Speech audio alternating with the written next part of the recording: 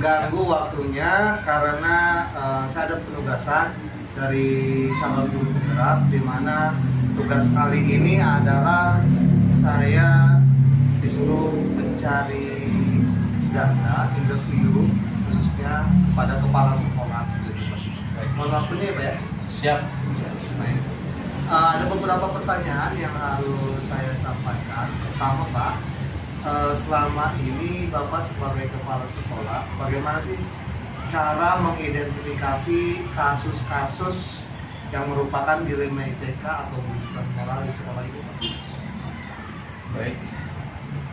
Kasus dilema etika itu memang di setiap lingkungan pasti ada. Dan muncul memang biasanya karena ada kepentingan-kepentingan tertentu, baik secara individu ataupun kelompok. Apalagi di sekolah.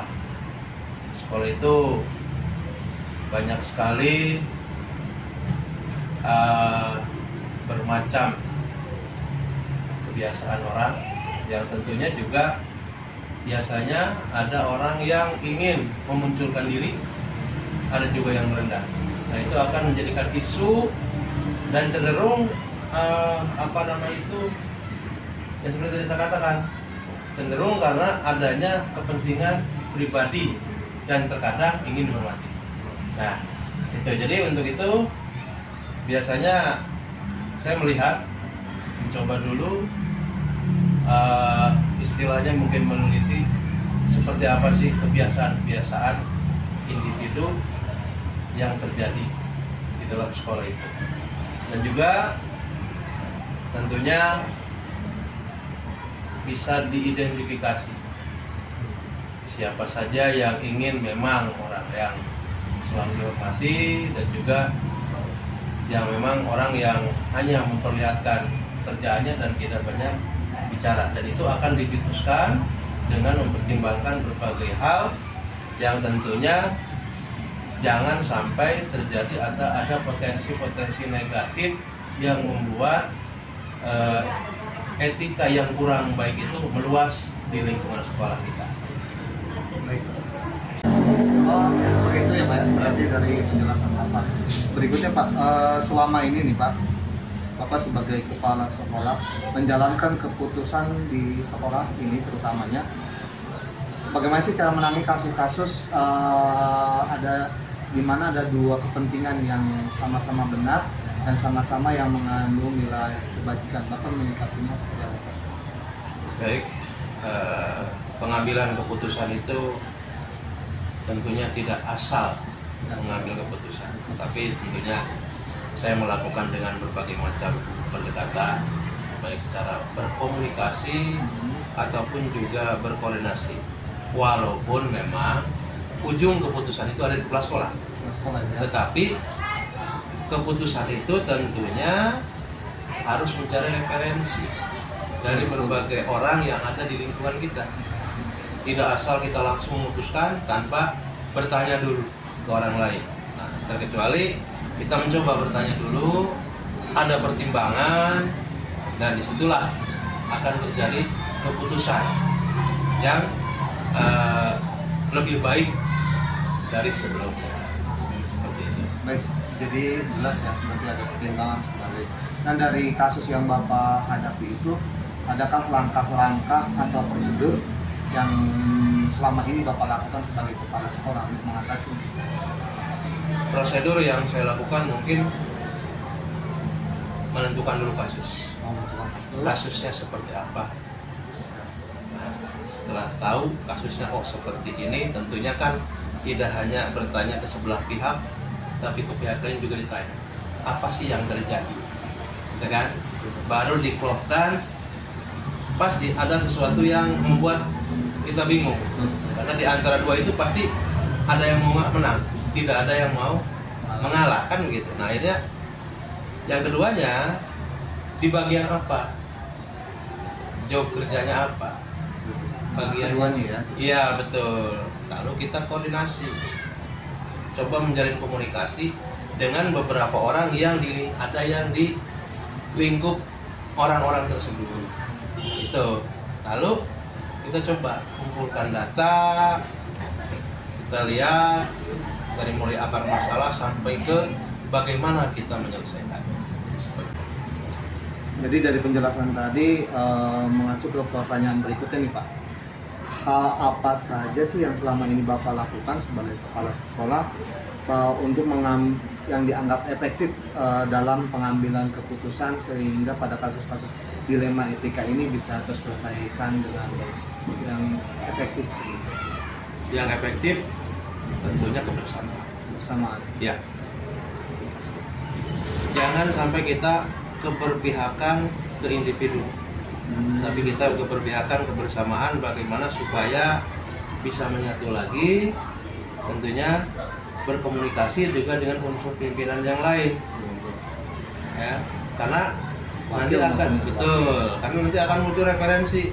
Oh, pandangan A begini, pandangan Bapak B begini, Ibu C begini. Yang akhirnya kita bisa mencari apa yang harus diputuskan dalam dilema etika seperti itu. Itu Pak. Dari beberapa kasus, Bapak pastinya sudah menangani beberapa kasus di sini ya. Artinya tantangan kasus mana nih yang paling besar yang dalam pengambilan keputusan dilema etika yang sulit Bapak pecahkan, tantangannya lebih gitu? Tentunya yang paling utama mengambil putusan akhir. Bagaimanapun itu pasti jadi tantangan. Setiap masalah pasti ada tantangannya, dan tentunya kita juga harus bisa menyesuaikan diri menentukan keputusan yang harus diambil. Dan keputusan yang sudah diambil itu jangan sampai mengecewakan belah pihak. Kita harus bisa mencoba memuaskan kedua belah pihak. Akan tetapi kita mencoba juga mengurangi kekecewaan. Karena bagaimanapun proses pengambilan keputusan itu kan sudah dan akan dilakukan. Dan tentunya seperti tadi saya bilang, kembali ke yang tadi lagi, unsur yang relevan yang ada di sekolah dan referensi dari beberapa orang itu yang membuat tantangan itu mungkin tidak terlalu berat, berkurang, dan mempermudah mengambil keputusan. Berarti ada kerjasama nih ya? Betul, ada kerjasama. Baik, dari penjelasan Bapak tadi menyambung ke pertanyaan berikutnya nih Pak. Ya. Apakah Bapak sebagai kepala sekolah memiliki sebuah tata kelola atau jadwal tentunya dalam menyelesaikan masalah kasus-kasus yang pernah Bapak hadapi? Apakah Bapak langsung menyelesaikannya di tempat atau mencari tanggal atau jadwal untuk menyelesaikan? Setiap pekerjaan ada perencanaan. Ya. Tentunya kan tidak merencanakan yang enak-enak aja.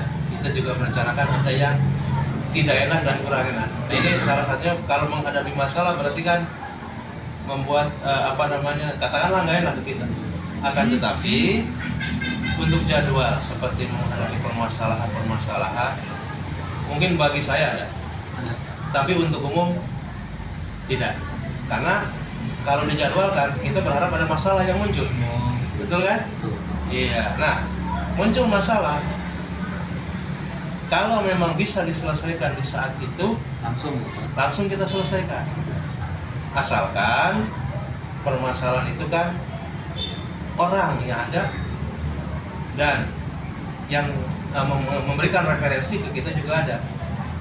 Jadi akhirnya bisa terjadwal dengan baik walaupun memang tidak dijadwalkan khusus. Adapun kalau pembinaan seperti evaluasi itu terjadwal per bulan. Kita di sini kan Pak Hendrik tahu ada rapat bulanan. Ya, itu kan kepala sekolah bagaimana menyampaikan evaluasi 1 bulan ke belakang dan 1 bulan ke depan harus bagaimana, termasuk masalah-masalah yang memang dihadapi. Yang tujuannya apa? Ya untuk menjaga keharmonisasian kita.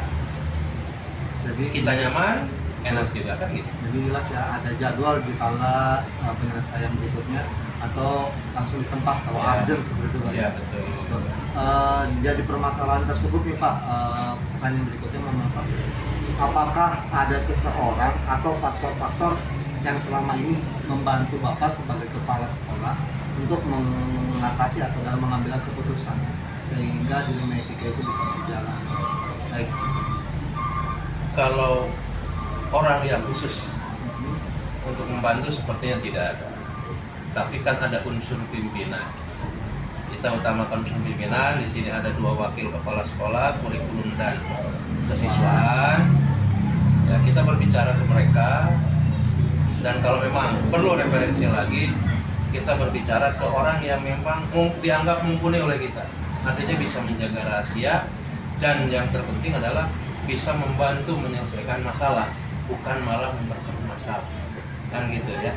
Nah, jadi pelibatan itu kan akan membuat kita juga lebih mudah menyelesaikan masalah, walaupun memang di titik akhirnya kembali ke saya sebagai kepala sekolah, keputusannya harus seperti apa. Tapi tentunya sebelum keputusan itu disampaikan ke yang bermasalah, kita tanyakan dulu ke referensi tadi, apakah bagus seperti ini atau tidak. Artinya kita tidak egois dengan diri kita sendiri, karena setiap orang kan kita tahu bukan orang lain saja yang punya masalah, kita juga mungkin pasti punya masalah. Dan dengan kebersamaan, dengan menjalin kerjasama, dengan berkoordinasi, berkomunikasi, insya Allah hal tersebut bisa diselesaikan dengan baik dan dengan keputusan yang insya Allah memuaskan. Seperti itu, Pak. Jadi jelas ya yang telah Bapak jelaskan tadi dari awal sampai akhir dari Kablan.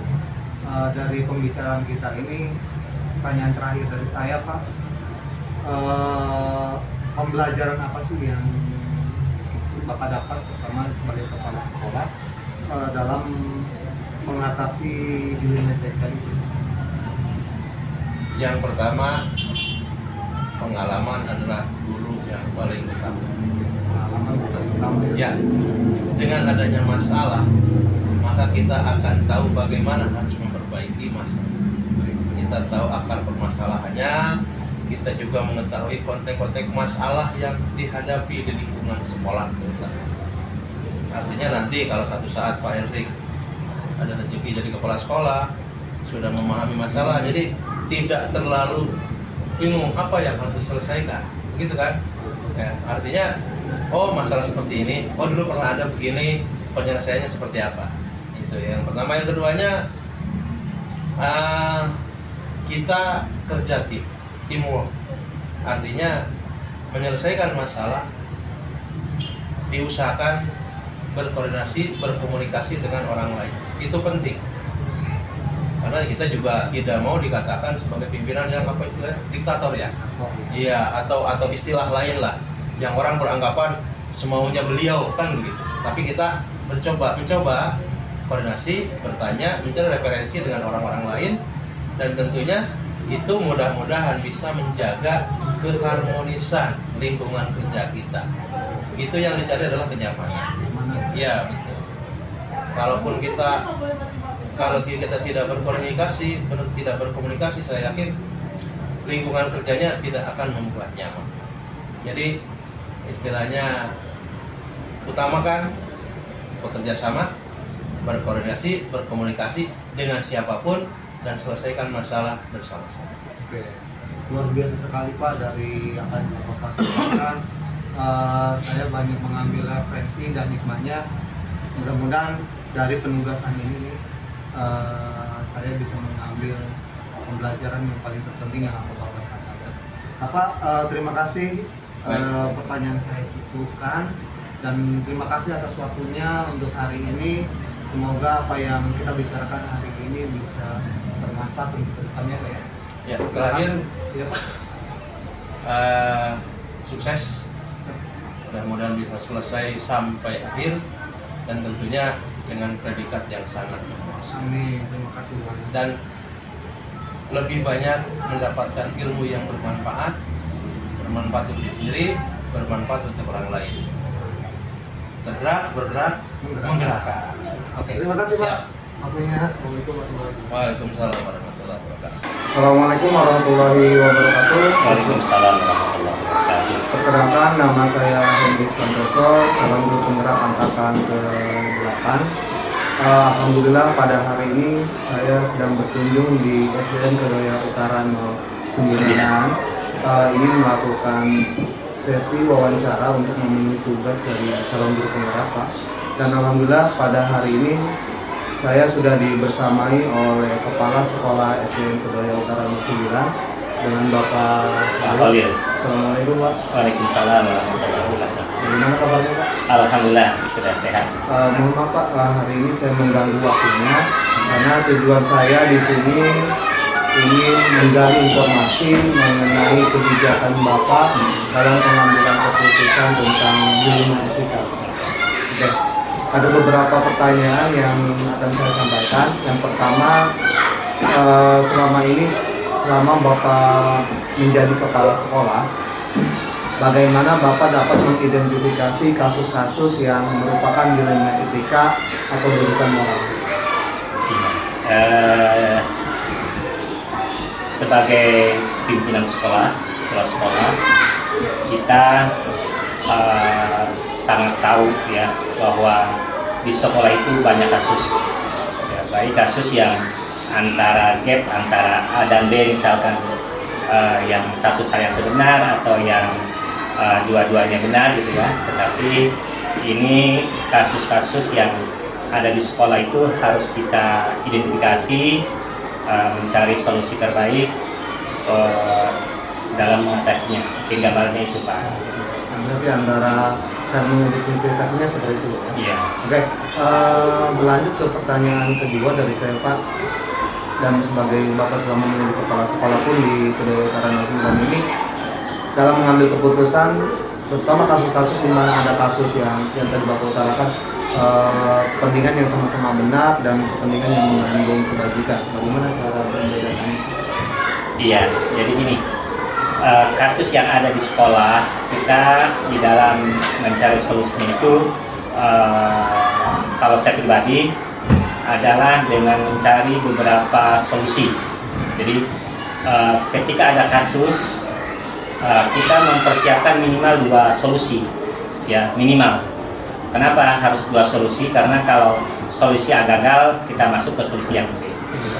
Jadi solusi itu kita butuhkan dan harus kita siapkan ketika ada kasus di sekolah. Nah, berhubungan dengan kasus tadi yang gap tadi ya, yang itu ya kita melakukannya dengan komunikasi, ya kita komunikasi dengan orang yang berkasus tadi. Mungkin Bapak. Jadi selama menjadi kepala sekolah Bapak artinya sudah sering menangani kasus ya? Alhamdulillah sering. Dilema. Nah, pertanyaan saya, langkah-langkah atau prosedur yang sering Bapak terapkan untuk menangani kasus yang berkaitan dengan kasus dilema ini?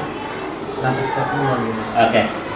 Jadi kalau saya mengatasi kasus yang ada di sekolah, langkah-langkah yang saya lakukan tadi, pertama saya akan memanggil orang yang berkasus, tapi memanggilnya secara terpisah, artinya tidak dibarengkan datang hadir. Kalau saya, ya tujuannya karena ada hal-hal yang ketika dibarengkan itu dia emosi atau bagaimana kurang data kita yang kita butuhkan itu kurang valid kalau saya. Jadi saya satu-satu dari hati ke hati gitu ya, untuk setiap peserta didik atau setiap siapa aja yang berkasus. Setelah selesai kita komunikasi, baru kita ke yang satunya lagi gitu ya.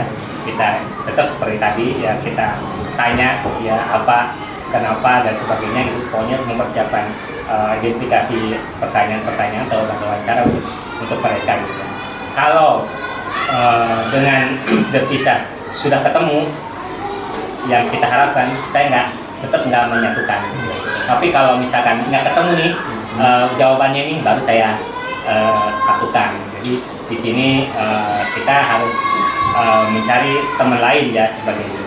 Di samping itu juga dalam mengatasi itu Pak Hendrik, saya itu selalu punya tim, artinya dari teman-teman guru yang menurut saya bisa untuk bantu saya akan minta pendapatnya gitu ya. Tidak semua guru yang saya minta, hanya beberapa guru ya, sebagai bentuk ingin tahu kalau menurut mereka bagaimana. Jadi ada prosedur dan langkah-langkahnya. Iya. Jadi berkaitan dengan hal tersebut, hal-hal yang selama ini yang sudah Bapak lakukan yang sudah dianggap efektif dalam pengambilan keputusan itu pada kasus di dunia etika, menurut Bapak paling efektif itu yang paling cepat seperti apa Pak? Menangani kasusnya seperti itu, yang paling efektif. Yang paling efektif, ya, yang paling efektif. Apakah dengan satu memanggil atau meminta pendapat dari yang tadi Bapak? Jadi lihat kondisinya ya, lihat kondisi kasusnya kalau saya. Jadi dari yang sebutkan kedua tadi itu semuanya bisa efektif gitu ya, bisa efektif keduanya. Tapi ada yang efektif dengan memanggil. Dalam memanggil itu kalau kita misalkan dengan kali satu-satu sudah tuntas, itu mereka itu tidak dipermalukan. Itu kunci ya. Kunci kita menangani kasus, jangan sampai mempermalukan yang punya kasus. Karena itu bagian dari pembelajaran juga bagi anak-anak. Kalau misalkan ditangani oleh kita kasus menjadi malu dia, gitu, menjadi tidak nyaman. Nah, kita termasuk menyelesaikannya itu tidak berhasil. Memang di dalam kasus itu menyelesaikan kasus itu ada yang tidak terpuaskan, gitu ya, itu pasti, gitu ya. Tetapi paling tidak yang mudaratnya itu paling kecil kita cari jawabnya. Jadi artinya Bapak itu sudah sering ya menangani kasus yang berkaitan dengan kasus kecil, kasus besar sehingga tidak menyangkuti yang punya kasus itu. Ya, betul. Oke, luar biasa sekali Pak. Terus hal-hal yang selama ini yang Bapak menangani kasus, apakah ada yang sangat menantang bagi Bapak? Ada tantangan apa? Kasus-kasus yang paling menantang yang pernah Bapak hadapi kasus apa sih? Kasus di sini yang paling menantang. Di sini ada kasus tentang pelecehan, ya, itu sangat menantang karena kita melibatkan dokter puskesmas, menjalankan keluarga, jadi melibatkan semua, gitu. Itu, tetapi tidak semua guru saya kasih tahu. Jadi kajian itu hanya sebagian. Jadi kejadian pas kejadian langsung saya tangani. Jadi gini, kalau saya ada kasus, saya itu prinsipnya lebih cepat, lebih baik menyelesaikan kalau saya. Tetapi kalau misalkan ketika misalkan kasus saya lagi berbarengan berbenturan dengan kegiatan dinas, baru mungkin saya jadwalkan gitu. Berkaitan dengan yang Bapak bicarakan tadi, menangani langsung dan dijadwalkan. Jadi apakah Bapak memiliki semua tata kelola atau jadwal tertentu untuk menangani kasus dengan etika? Artinya apakah si A memiliki kasus, apakah langsung diatasi, apa memiliki jadwal nanti gitu? Jadi kalau untuk jadwal khusus saya tidak ada, jadi tidak pakai jadwal khusus. Jadi prinsip tadi, jadi kalau ada kasus segera dilaksanakan, segera diselesaikan. Pokoknya segera, karena kalau kasus itu kita berlarut, itu nanti penyelesaian itu sangat nyamar. Jadi akan beda. Kasus sekarang kita selesaikan 2 minggu kemudian itu beda, akan beda gitu intinya. Udah menyebar kemana-mana gitu ya. Tapi kalau misalnya hari itu kita kajian, hari itu ini mereka seminggu udah beres gitu. Jadi tidak ada jadwal khusus untuk ini. Fungsinya tadi semakin cepat menyelesaikan semakin baik. Berarti tujuan mau semakin cepat semakin baik ya dalam menangani kasus. Berarti Bapak tidak punya jadwal khusus supaya tidak berlarut-larut ya. Terus dalam menangani kasus Bapak nih, pertanyaan berikutnya adalah apakah ada seseorang atau faktor-faktor yang selama ini mempermudah atau membantu Bapak nih? Kalau ada kasus yang membantu Bapak, itu siapa atau faktor apa gitu? Oke. Jadi tadi yang di awal saya sebutkan bahwa untuk kasus-kasus yang mungkin kan kasusnya ada sifatnya perorangan nih, ada mungkin dia melibatkan kelompok atau orang banyak gitu ya, atau kelas lebih banyak gitu. Nah, di dalam penanganannya saya punya tim, tapi punya timnya bukan di SK kan gitu. Tim yang saya menurut saya si A ini bisa bantu saya, jadi saya panggil dia untuk bantu saya. Jadi tidak semua teman-teman guru saya ajak untuk bersama-sama menyelesaikan. Jadi saya hanya memanggil orang-orang tertentu yang menurut saya bisa membantu saya untuk menyelesaikan kasus tersebut. Jadi Bapak punya seseorang ya yang Iya. bisa membantu Bapak, yang menurut Bapak itu bisa menyelesaikan dan Bisa membantu saya. Baik Pak, itu sudah jelas pertanyaan dari saya. Dan di sesi akhir ini, pertanyaan terakhir dari saya, dari semua hal yang telah disampaikan oleh Bapak sebagai Kepala Sekolah di SD Negeri Tarana 9, pembelajaran apa nih Pak yang dapat Bapak petik dari pengalaman Bapak dalam mengambil keputusan pembelajaran? Oke, jadi pembelajaran yang seperti itu, saya itu merasa bahagia ketika ada kasus yang tuntas. Jadi begitu kasus kita tuntas, mereka yang begitu mulai bersalaman, lepas gitu. Ini itu merupakan kebahagiaan ya. Jadi suatu apa ya, bahwa apa yang kita tadi yang planning A, planning B gitu yang kita siapkan untuk menyelesaikan itu tiba-tiba tuntas dan mereka betul-betul tidak memperuncing, tidak menambah itu, pokoknya tuntas, itu kebahagiaannya di sana. Berarti suatu kasus tuntas merupakan suatu kebahagiaan Bapak. Kebanggaan gitu. Baik Pak, terima kasih atas interview untuk hari ini. Semoga ini bisa menjadi bahan referensi saya ke depan sebagai guru penggerak untuk menangani kasus-kasus yang akan saya hadapi. Oke. Terima kasih atas waktunya untuk hari ini Bapak. Sama-sama Pak Hendrik ya. Mohon maaf saya mengganggu. Oke. Assalamualaikum warahmatullahi wabarakatuh. Waalaikumsalam warahmatullahi wabarakatuh.